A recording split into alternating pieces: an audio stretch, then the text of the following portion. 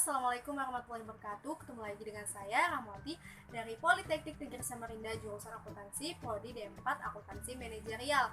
Nah, kali ini saya akan menjelaskan mengenai topik yang keenam dari pengantar manajemen, yaitu kepemimpinan atau biasa disebut dengan leadership. Ngomong-ngomong tentang kepemimpinan, apa sih yang dimaksud dengan kepemimpinan itu? Nah, kepemimpinan ini merupakan kemampuan mempengaruhi orang lain melalui komunikasi, baik itu komunikasi individu maupun kelompok ke arah pencapaian tujuan. Jadi, seorang pemimpin ini harus bisa memiliki kemampuan mempengaruhi dalam memberikan perintah maupun arahan kepada karyawannya. Dan jangan lupa seorang manajer atau pemimpin ini juga harus bisa memperlihatkan kepemimpinannya kepada karyawannya. Hal ini akan mempengaruhi karyawannya yang melihatnya, sehingga nantinya bisa saja karyawannya itu nanti akan meniru sikap kepemimpinan dari seorang pemimpinnya. Nah, ada nih strategi yang perlu diketahui bagi seorang pemimpin. Yang pertama adalah menggunakan data dan fakta yang logis dalam mengemukakan argumen dan alasan yang logis.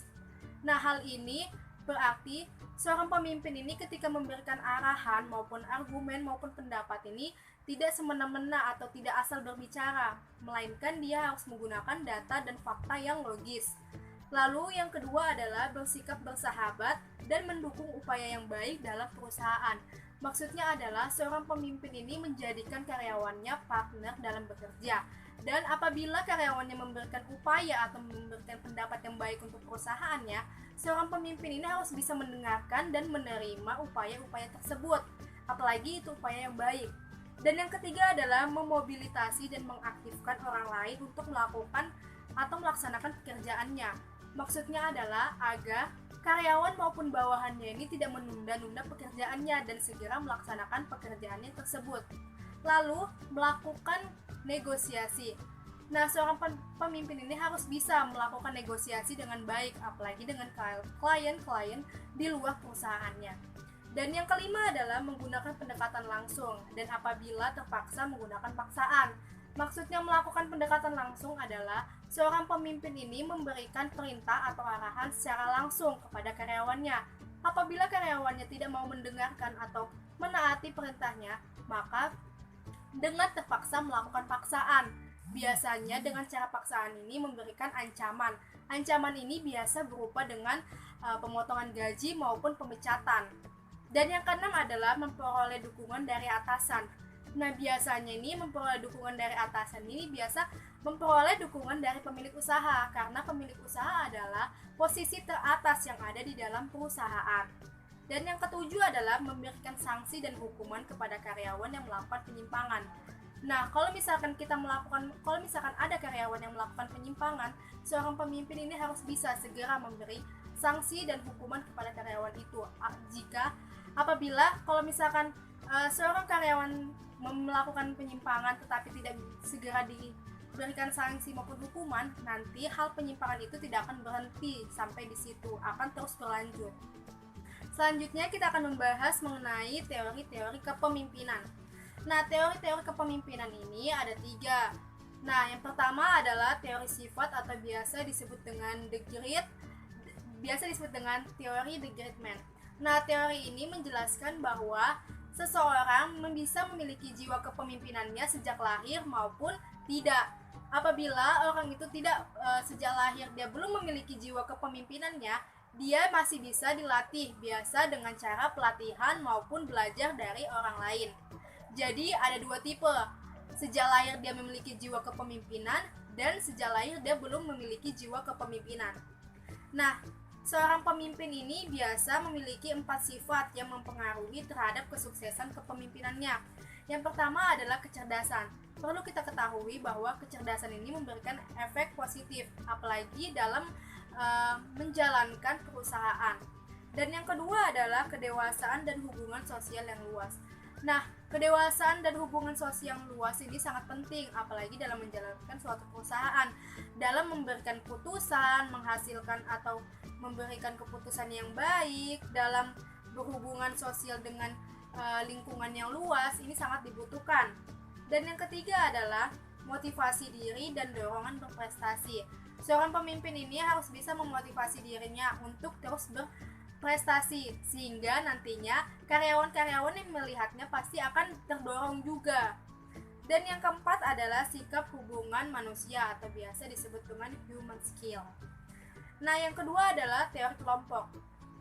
Teori kelompok ini beranggapan bahwa agar tujuan tercapai, maka harus terdapat suatu pertukaran antara pemimpin dan bawahannya maupun karyawannya. Nah, pertukaran di sini biasa disebut dengan diskusi dalam rapat. Sehingga dalam diskusi di rapat ini, seorang pemimpin maupun bawahannya ini bisa bertukar pikiran, baik bertukar saran, pendapat, dan lain-lain untuk kebaikan perusahaan. Nah, yang ketiga adalah teori situasional dan model kontingensi. Teori situasional ini teori ini menjelaskan bahwa hubungan kemanusiaan atau gaya yang lunak. Maksudnya adalah seorang pemimpin ini tidak melihat apakah karyawan itu banyak disukai atau sedikit disukai oleh karyawan-karyawan lainnya, sehingga dia bodoh amat. Maksudnya dalam memberikan suatu pekerjaan atau pengelompokan pekerjaan, dia tidak melihat karyawan mana yang banyak disukai dan karyawan mana yang sedikit disukai. Nah, selanjutnya adalah gaya yang terorientasi tugas. Nah, gaya yang terorientasi tugas ini kebalikan sama situasi yang tadi. Maksudnya di sini seorang pemimpin itu melihat karyawan mana yang banyak disukai dan karyawan mana yang sedikit disukai. Jadi, pemimpin ini menggabungkan karyawan yang disukai sama karyawan yang tidak disukai. Apabila ada karyawan yang tidak disukai di suatu perusahaan tersebut, maka pemimpin ini turun tangan memberikan nasihat. Karena apabila dalam mengerjakan sesuatu ada karyawan yang tidak disukai, pasti suasananya itu tidak akan baik. Nah, model kepemimpinan kontingensi ini berisi tentang gaya kepemimpinan dengan situasi yang menyenangkan. Situasi yang menyenangkan ini bisa dilihat. Yang pertama adalah hubungan pemimpin dan anggotanya. Apabila hubungan pemimpin dan anggotanya baik, maka suasana pekerjaannya ini akan menjadi baik pula. Dan yang kedua adalah derajat dari status tugas. Apabila kita mengerjakan tugas kita sesuai dengan level dan derajat kita, maka kita akan senang dalam mengerjakannya. Dan yang ketiga adalah posisi kekuasaan pemimpin yang dicapai lewat wewenang formal.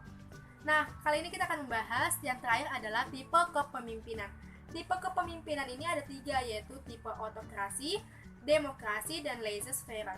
Nah, tipe autokrasi ini dibagi menjadi 3. Ada tipe autokrasi keras, tipe autokrasi baik, dan tipe autokrasi inkompeten. Nah, tipe autokrasi keras ini dia memiliki sifat memegang teguh prinsip-prinsipnya. Jadi apabila dia sudah berkata A, maka A. Dan apabila dia sudah memerintahkan, maka kita harus melaksanakannya, dan dia sulit untuk menerima masukan dari orang lain. Sedangkan tipe autokrasi baik ini dia memiliki sifat memegang teguh prinsip-prinsipnya, namun dia tetap masih memikirkan bawahannya dan masih memikirkan kemampuan bawahannya. Sedangkan tipe autokrasi inkompeten di sini dia memiliki kekuasaan yang mutlak, tapi jiwanya itu tidak imbang dan dia emosional. Dan kalau misalkan sudah dia memberikan tugas, kita juga harus bisa melaksanakannya. Lalu ada tipe demokrasi. Nah, tipe demokrasi ini dibagi menjadi 2. Ada demokrasi tulen dan ada demokrasi palsu. Demokrasi tulen ini, tipe demokrasi tulen ini tipe demokrasi atau tipe pemimpin yang sangat ideal. Kenapa dia ideal? Karena dia mau menerima masukan dari bawahannya atau karyawannya, dia mau bekerja sama dengan baik dengan bawahannya, dan dia memiliki rasa tanggung jawab. Sedangkan tipe demokrasi palsu ini dia memiliki sifat demokratis. Namun sifat demokratis yang dimiliki ini tergantung dengan emosinya dan tergantung dengan beban yang dia hadapi. Jadi bercampur sifat demokratisnya dengan ketergantungan emosinya sewaktu-waktu. Dan tipe yang ketiga adalah tipe laissez-faire. Nah, tipe ini biasa disebut dengan tipe-tipe yang sebelum-sebelumnya dikatakan tidak bagus dan tidak baik. Kenapa? Karena pemimpin di tipe ini mempunyai sifat dan karakter yang rendah. Dia tidak bisa mengimbangi bawahannya, maksudnya dia tidak bisa mengendalikan bawahannya, dia tidak bisa mengkoordinasikan bawahannya, dia tidak bisa menciptakan suasana kerja yang kooperatif, dan dia juga tidak bisa tidak mempunyai pendirian yang kokoh, sehingga dikatakan tipe yang ketiga ini merupakan tipe yang bisa dikatakan tidak bagus dibandingkan tipe-tipe lainnya. Nah, sekian dari penjelasan saya. Mohon dimaafkan apabila kecepatan dan kata-kata saya kurang dimengerti. Wabillahi taufiq wal hidayah. Wassalamualaikum warahmatullahi wabarakatuh. Semangat.